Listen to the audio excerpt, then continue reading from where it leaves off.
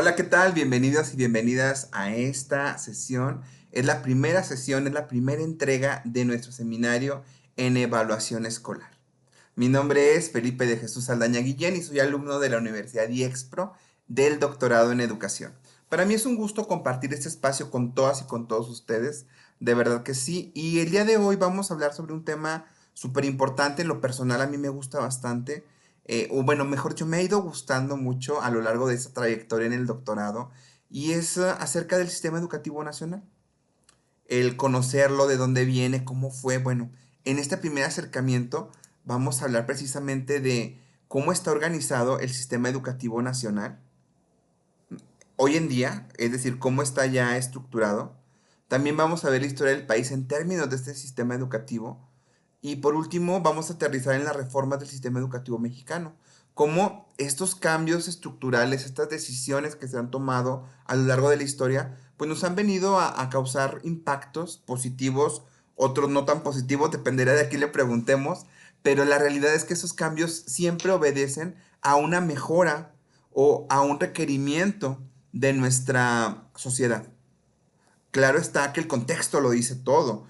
Dependeremos mucho de dónde estamos ubicados y entonces contaremos una historia diferente. Pero en general, aquí vamos a analizar las reformas de una manera general.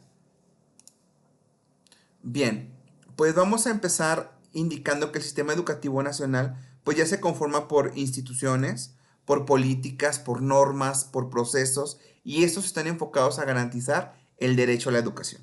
Sí o sí, a eso están enfocados.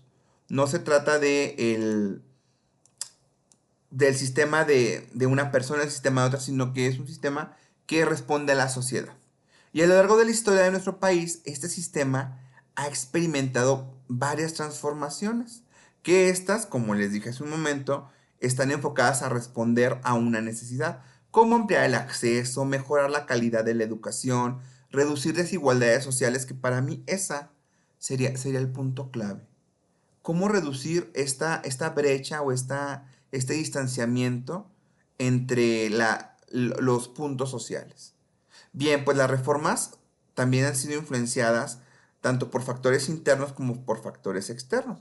Por ejemplo, México participando en un tratado de libre comercio hace algunos años. Hoy, ¿cómo está? Bueno, vamos a ver de qué va esto. ¿Qué tipo de mano de obra se necesita hoy en día? ¿Qué tipo de preparación requieren las personas para poder estar vigentes en este mercado? Al final de cuentas, nos formamos dentro de una institución que pertenece al sistema educativo, y el sistema educativo exige a estas instituciones que cumplan con determinados puntos. Bueno, pues también eso es importante mencionarlo. Entonces, ¿cómo esto nos ha llevado a identificar el tema de la evaluación educativa como un punto central para identificar el desempeño, la calidad, si está cumpliendo o no con los requerimientos que hoy en día el mercado, la sociedad nos está pidiendo? Esos son puntos que tendremos que ir analizando, los podemos ir conversando, pero primero vamos a hablar del sistema educativo nacional. ¿Cómo es que está formado? De acuerdo a la página de la SEP, el sistema educativo mexicano empieza en el nivel básico. Lo pueden ver de este lado, permítanme hacer un zoom.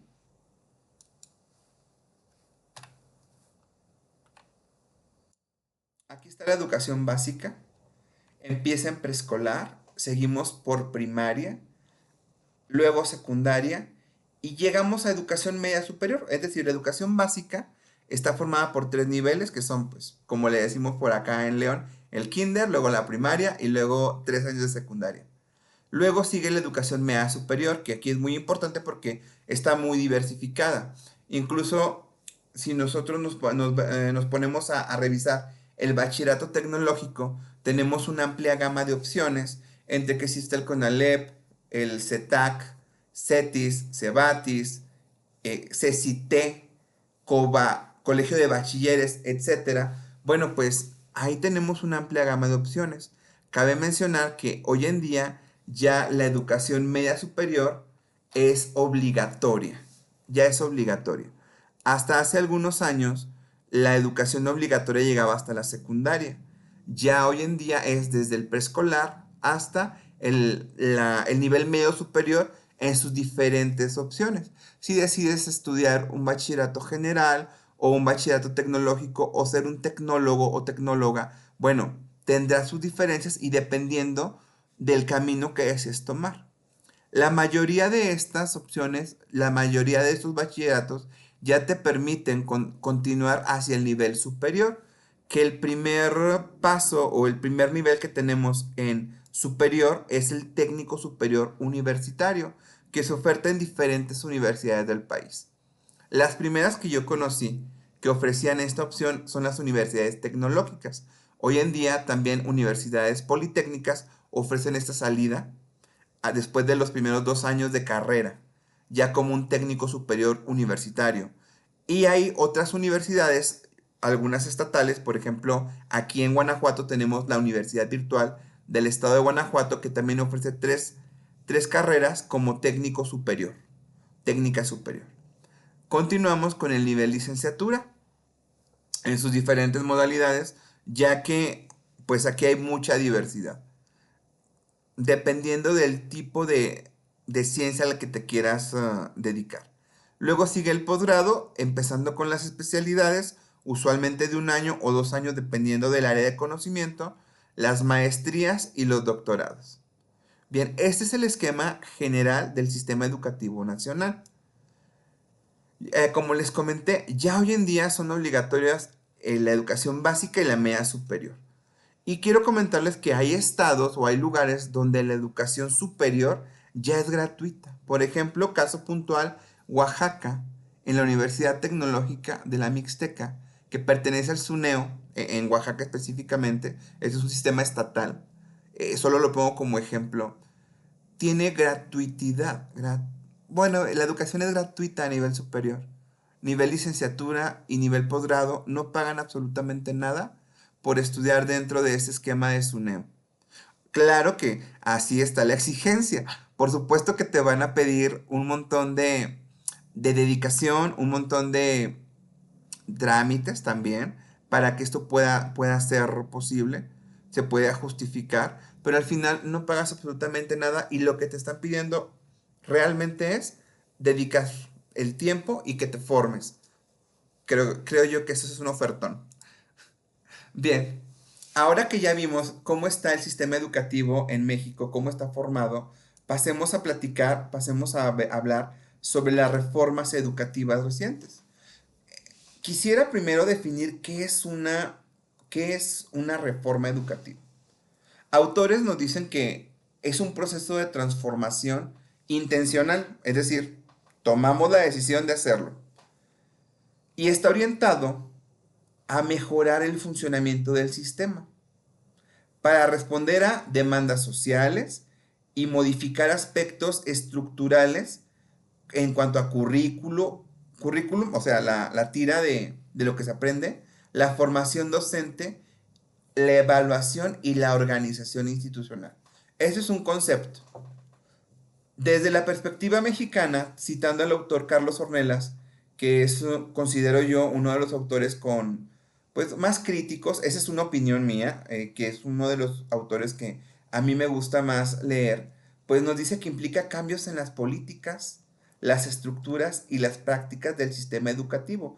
Aquí hablando de políticas, de repente cuando doy la clase de política me asombra que lo asocian mucho con un tema partidista o un tema de colores. No es así. Cuando hablamos de políticas, hablamos de compromisos. Los compromisos que se tienen hacia la sociedad. Hablando del tema educativo, pues tenemos diferentes compromisos en distintos niveles que hay que cumplir. No son las mismas necesidades las de una etapa de desarrollo como la del nivel básico que las necesidades de una etapa de desarrollo como la del nivel licenciatura.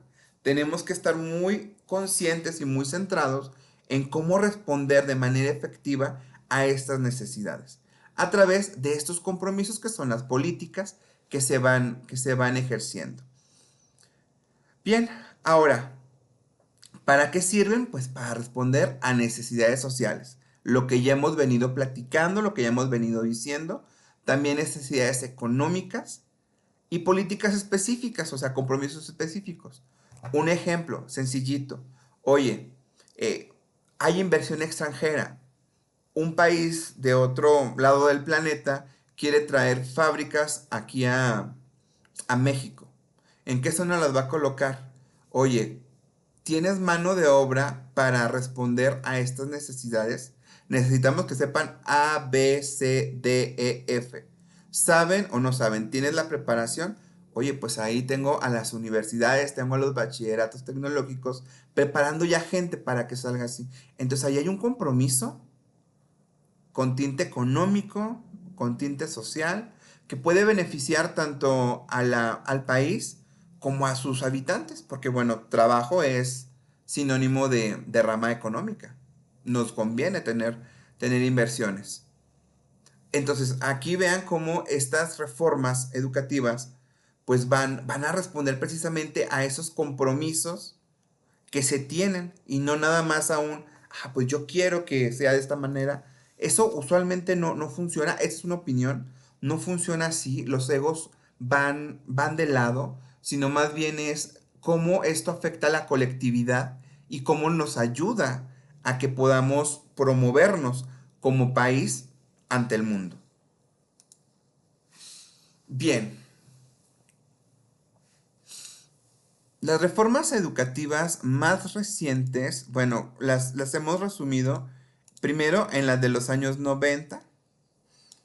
En los años 90 las reformas estuvieron orientadas a la modernización del sistema educativo, esto relacionado con procesos de globalización económica y la integración de México a mercados internacionales, lo que les comenté hace un momento. Algo que me gustó mucho de esta parte es que por esos años salen los libros de texto gratuito para el nivel básico, en ese momento pues primaria.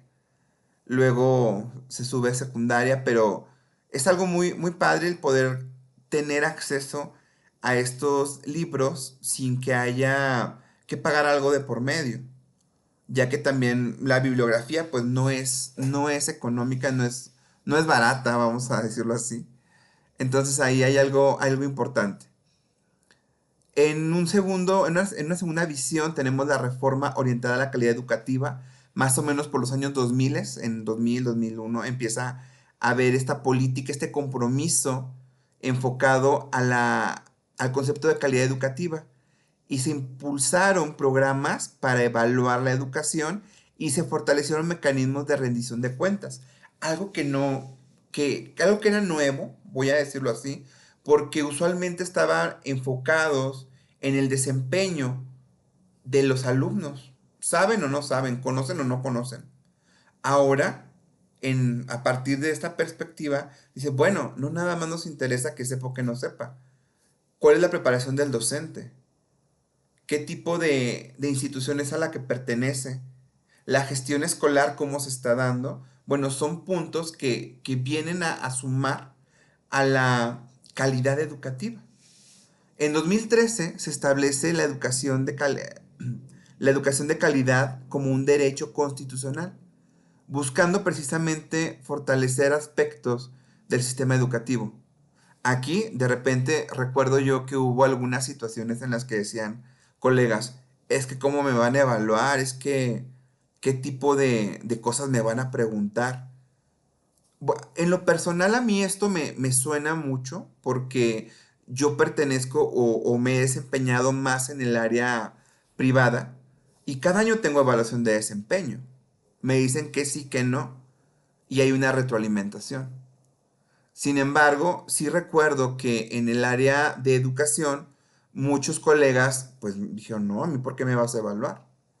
Aunque la evaluación no es un proceso punitivo, sino es un proceso que nos permite mejorar.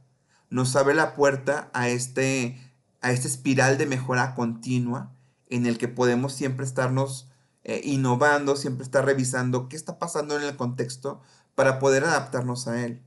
Que ese es un punto súper importante. Como docentes tenemos que estarnos actualizando. Podríamos dominar muy bien nuestra asignatura, nuestra materia, nuestra especialidad, pero si la tecnología cambia, pues tenemos que subirnos a ese tren. Y también tenemos que decir cómo lo estamos haciendo, que quede documentado. Bien, en 2019 llegó una reforma súper importante. En lo personal así lo considero, la nueva escuela mexicana, donde, donde dejamos de centrarnos tanto en el saber hacer y nos enfocamos en el contexto. Así lo veo yo. Realmente a mí no me tocó el boom de la nueva escuela mexicana, puesto que me desempeño en superior. Sí escuchaba mucho sobre lo que decían, pero realmente nada que yo estuviera viviendo. Ahora que estoy ya, pues, de alguna manera aprendiendo sobre nueva escuela mexicana, en lo personal considero que es un super avance porque como docente te permite tomar en cuenta, primero, el contexto donde te estás desempeñando. No es lo mismo de verdad estar trabajando en una ranchería donde no hay acceso a internet que dentro de un edificio en medio de una ciudad. Es muy diferente. Y es algo que anteriormente pues no se consideraba. Porque nos hablaban de competencias, del saber, saber hacer, saber ser. Nos hablaban de conocimientos que deben de tener. Pero ahora, aparte de eso, tenemos la libertad de decir, ok, voy a abordar este tema desde esta perspectiva porque en este contexto me funciona y nos funciona. Alumnos, alumnas y docente. No nada más es, mira, pues aquí viene el plan y así lo voy a ejecutar. Entonces, en lo personal me ha gustado mucho. Si alguien tiene una perspectiva diferente o hay algo que yo no estoy viendo, pues se vale que me lo hagan saber aquí en los comentarios porque así vamos aprendiendo. No, no hay duda de que día a día nos vamos enriqueciendo de conocimiento. Bien, ahora, la perspectiva de calidad educativa se relaciona con esta capacidad del sistema educativo para que garantice los aprendizajes significativos, equidad en el acceso a la educación y condiciones adecuadas para el desarrollo educativo de los y las estudiantes. Hablábamos de que teníamos que enfocarnos en el contexto y vamos a revisar de qué manera el sistema educativo cumple con que todos los contextos tengan educación, tengan acceso a ella. Los principales indicadores que nos ayudan a medir esta calidad educativa pueden ser, sí, los resultados de aprendizaje de los estudiantes. Definitivamente ese no va a poder dejar de ser un indicador, pero no puede caer todo ahí. También tenemos que ver desempeño del docente, qué tal lo estamos haciendo nosotros, el clima escolar, que mucho depende también de lo que nosotros permitamos. Al final, nosotros conocemos las normas y las podemos implementar. Hay quien me ha dicho, no, eso es imposible, porque la sociedad y porque los papás y porque y las alumnos, está bien, yo lo entiendo, pero reglas son reglas y las tenemos que hacer valer. Digo, no vamos a colocar algo que no sea adecuado. Estoy hablando en un encuadre de, de lo que sí se puede hacer, lo que sí se debe hacer. Otro punto es la disponibilidad de los recursos educativos. Y también aquí yo le agregaría dependiendo de en dónde estamos, cómo es esta disponibilidad. Bien, muchas veces estos indicadores son monitoreados o son obtenidos a través de evaluaciones estandarizadas o de encuestas. La realidad es que aquí, en lo personal, considero que el instrumento que usemos, pues, es lo de menos mientras aseguremos que estamos obteniendo los datos adecuados para generar la información estratégica que nos permita tomar decisiones. Creo que eso va a ser el punto medular de esta parte. Porque al final, calidad en su sentido más sencillo es cumplir con los requerimientos de un cliente. Nuestro cliente aquí es la sociedad. Pregunto, ¿estamos cumpliendo con el requerimiento que la sociedad nos hace respecto a conocimientos y habilidades? Va a ser imposible que podamos darle gusto a todos y cada uno de las partes interesadas en la sociedad, porque son muy diversas. Lo vivo yo en mi día a día cuando doy la materia de programación, yo no sé en dónde van a terminar. Si van a programar PLCs, si van a hacer programación de escritorio, si van a hacer programación web, si van a hacer front-end, back-end, yo no sé en dónde van a terminar. Y saben que posiblemente ni mis estudiantes saben en dónde van a terminar. Pero la obligación que tengo es abordar los temas generales que les van a permitir desempeñarse de manera oportuna, de manera adecuada en un entorno laboral, ya cuando les hagan el requerimiento específico. Entonces, ahí tenemos un compromiso y vamos viendo. Y eso no para ahí, porque en temas tecnológicos, en lo que aprendiste hoy, el día de mañana, chispas, ya tengo que actualizarme. Eso pasa. Y es un círculo, es una espiral que no va a terminar.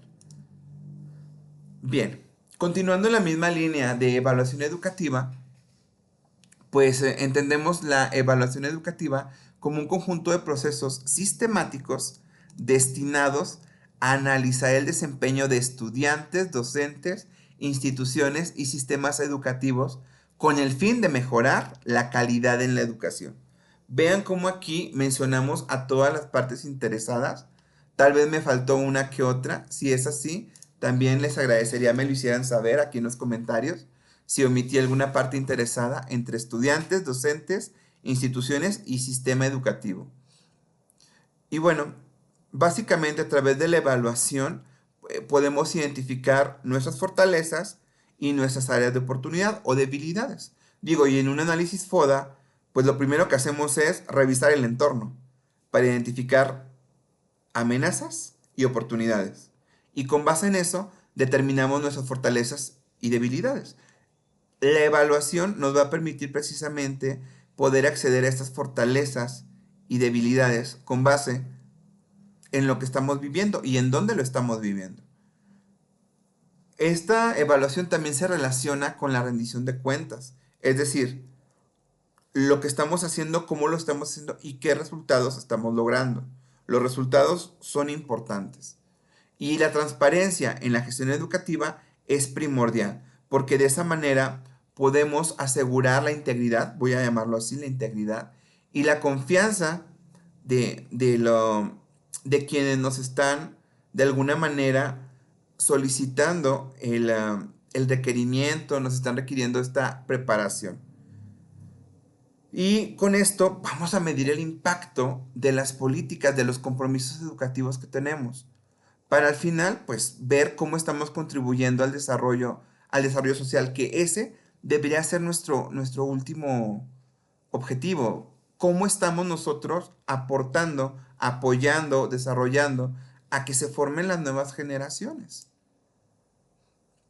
Dentro de la evaluación educativa identificamos tres periodos o tres tipos de evaluación. La primera es la evaluación centrada en el rendimiento académico, que es medir el rendimiento de los estudiantes. Como lo comenté, esto no va a poder dejar de ser porque, pues al final de cuentas, tenemos que identificar el nivel de conocimiento, por así decirlo, con el que van los estudiantes. Para eso usamos diferentes instrumentos. Puede ser que incluso utilicemos a una institución externa como es Ceneval, digo, en nivel licenciatura ya existen los EGEL desde hace muchos años, que es un examen general de egreso donde se revisan los conocimientos generales de los y las estudiantes en determinada rama del conocimiento. La evaluación institucional, en segunda parte, pues va más enfocada al análisis del funcionamiento de la institución educativa como tal, así como el desempeño de los docentes y la gestión escolar, que básicamente esto genera el entorno donde las personas que estudian pues se van formando. Por último, y creo que es algo súper importante, la evaluación sistémica, que ya hoy en día se considera como un proceso integral, ya no ver las partes por separado, sino como las partes interactuando y cómo esta interacción genera resultados. Y esto nos lleva a ver otro tipo de indicadores como la equidad educativa, la eficiencia del sistema, resultados de aprendizaje y por supuesto, importantísimo, el impacto que tenemos en la sociedad. Bueno, ya casi por terminar como conclusión, pues nuestro sistema educativo, en mi opinión, pues está muy bien definido, como ya lo vimos en la figura, y durante diferentes años ha evolucionado de manera significativa y esto ha sido a través de reformas que siempre están orientadas hacia el mejoramiento y por supuesto a responder a necesidades específicas del entorno o del mercado. Ya que tenemos estas transformaciones, pues es importante también mencionar que el mercado no nada más es interno, sino también hacia el exterior. Y cómo nuestro país, México, ha ido participando en diferentes situaciones a nivel internacional que también ha tenido que pedir o ha tenido que requerir que el sistema educativo se actualice, que avance, que cambie. Estas reformas son precisamente esto que estamos comentando. Dentro de este proceso es importante rescatar la parte de evaluación educativa, ya que con ella podemos identificar cómo estamos y qué hacer para llegar a donde planeamos ir. Es un punto súper un detallazo el poder identificar el, el aquí y el ahora para saber qué hacer para llegar a donde planeamos. No necesariamente haciendo un plan lo cumplimos a la primera, pero si no tenemos claridad, es decir, si no hay una evaluación que diga cómo estamos, difícilmente vamos a poder generar un plan de acción que nos corrija o que nos lleve otra vez al camino que planeamos. Bueno, pues esto sería todo de mi parte. Les agradezco mucho su atención. Ha sido para mí un lujo poder compartir este espacio con ustedes. Y nuevamente espero sus comentarios. Quedo a sus órdenes.